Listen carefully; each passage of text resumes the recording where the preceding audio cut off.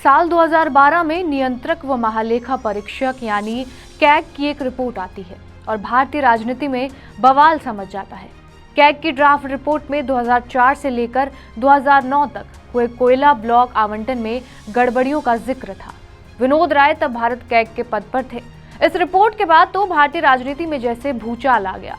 विपक्ष के लिए विनोद राय हीरो बन चुके थे। दिलचस्प है कि विनोद राय को एक तेज तर्रार ऐसे ऑफिसर के तौर पर जाना जाता था जो समय का पाबंद था।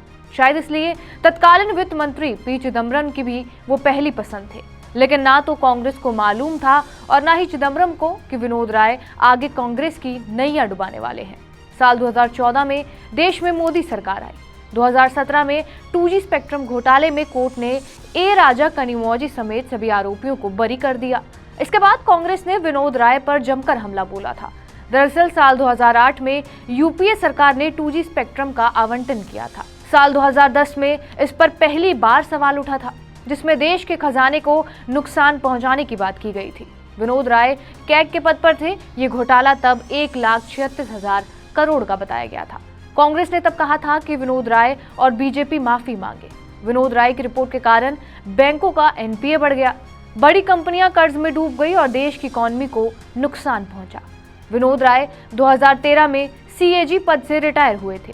सुप्रीम कोर्ट ने बाद में इन्हें बीसीसीआई की प्रशासक समिति सीओए का प्रमुख नियुक्त किया। विनोद राय उत्तर प्रदेश के गाजीपुर के रहने वाले हैं। दिल्ली विश्वविद्यालय के हिंदू कॉलेज से अर्थशास्त्र में एमए है। हार्वर्ड विश्वविद्यालय से भी पढ़ाई की है। विनोद राय भारत के 11वें नियंत्रक व महालेखा परीक्षक यानी कि कैग के अध्यक्ष पद पर रहे। उन्होंने जनवरी 2008 में इस पद को संभाला और मई 2013 तक वो इस पद पर बने रहे।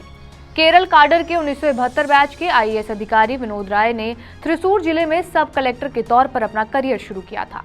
बाद में वो कलेक्टर बने और थ्रिसूर जिले में 8 साल बिताए। 1977 से 1980 के बीच केरल राज्य कोऑपरेटिव मार्केटिंग फेडरेशन के एमडी रहे। इसके बाद उन्हें केरल राज्य का मुख्य सचिव यानी कि वित्त नियुक्त किया गया। कई और अहम पदों पर काम करते हुए सीएजी के पद तक पहुंचे। सीएजी के पद पर रहते हुए उन्होंने 2G स्कैम, कोयला घोटाला और कॉमनवेल्थ गेम घोटाले का पर्दाफाश किया था। विनोद राय की देखरेख में ही पद्मनाभ स्वामी टेम्पल का स्पेशल ऑडिट किया गया था।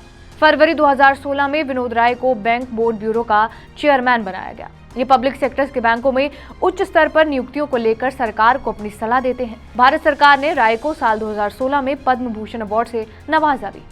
विनोद राय ने कई किताबें भी लिखी हैं। उनकी सबसे चर्चित दो किताब नॉट जस्ट एन अकाउंटेंट है, जिसमें उन्होंने पूर्व प्रधानमंत्री मनमोहन सिंह के बारे में लिखते हुए कहा था, मनमोहन सिंह चाहते तो घोटालों को रोक सकते थे, लेकिन उन्होंने कभी चाहा ही नहीं। विनोद राय को साल 2011 में फोर्ब्स ने पर्सन ऑफ द ईयर घोषित किया था।